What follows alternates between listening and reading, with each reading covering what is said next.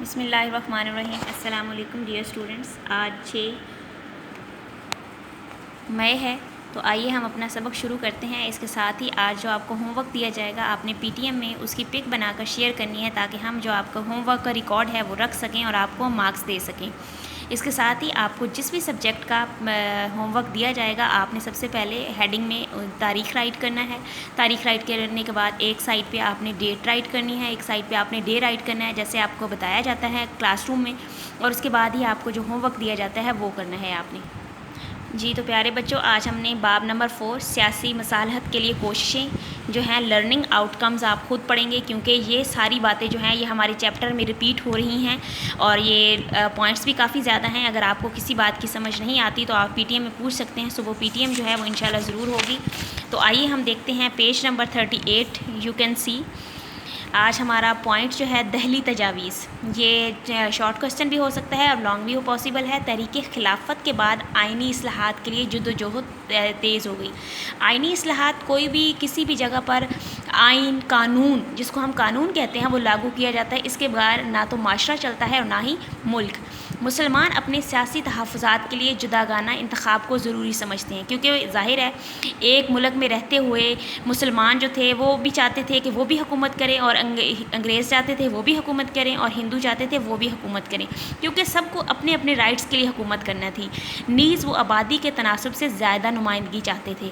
وہ یہ چاہتے تھے کہ جس کی جتنی آبادی ہو وہاں پر ان مسلمانوں کے نمائندہ اتنے ہی زیادہ ہوں، جبکہ کانگریس ان مطالبات کے خلاف تھی۔ کانگریس یہ چاہتی تھی، مطلب ہندو یہ چاہتے تھے کہ اگر مسلمانوں کو زیادہ نشستیں دے دی گئیں یا ان کو زیادہ نمائندگی دے دی گئی تو یہ جو ہے نا ہم پر غالب آ جائیں گے، اور ہندو ہرگز یہ نہیں چاہتے تھے۔ تاہم ابھی تک ایسے رہنما موجود تھے جو دونوں اقوام کے مابین اتحاد چاہتے تھے۔ کچھ لوگ ایسے بھی تھے جو یہ چاہتے تھے کہ مسلمان اور ہندو جو ہیں وہ آپس کے فرقہ بنانا، آپس کے تفرقات کو چھوڑ کر ایک ہی قوم بن جائیں، لیکن ایسا پاسبل نہیں تھا۔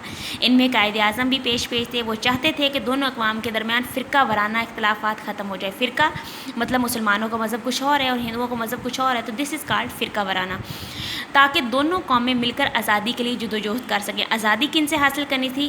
انگریزوں سے حاصل کرنی تھی۔ کانگریس کے پلیٹ فارم سے بھی بار بار مطالبہ کیا جا رہا تھا کہ مسلمان اگر اپنے مطالبات اپنے جداگانہ انتخاب سے دستبردار ہو جائیں تو ان کے دیگر مطالبات مانے جا سکتے ہیں۔ اب کانگریس کو ڈر صرف مسلمانوں سے تھا اور انگریزوں کو بھی مسلمانوں سے ہی ڈر لگتا تھا کہ اگر مسلمان ان پر غالب آ گئے تو وہ کچھ بھی نہیں کر سکیں گے، جو ان پر حکمرانی کر رہے تھے وہ نہیں کر سکیں گے۔ تو قائد اعظم نے ان پر غور کرنے کے لیے 1927 میں دہلی میں مسلمان قائدین کی ایک کانفرنس بلائی۔ اس کانفرنس کہتے ہیں کچھ لوگوں کا مل بیٹھ کر کسی ٹاپک پر سوچنا۔ اس کانفرنس کے مسلمانوں کے مسائل پر غور کرنے کے بعد چند تجاویز مرتب کی گئی، مطلب چند تجاویز پیش کی گئی۔ انہیں دہلی تجاویز کہتے ہیں۔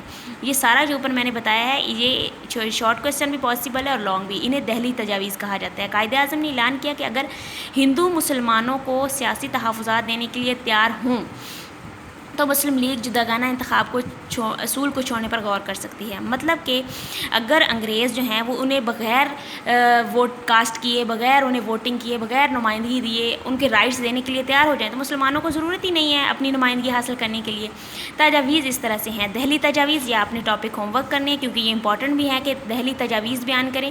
تو اس کی ٹوٹل 4 تجاویز ہیں۔ سندھ کو ممبئی سے الگ کر کے ایک علیحدہ صوبہ بنا دیا جائے۔ اس وقت جب پاکستان نہیں بنا تھا، سندھ اور ممبئی ایک ہی صوبہ تھا۔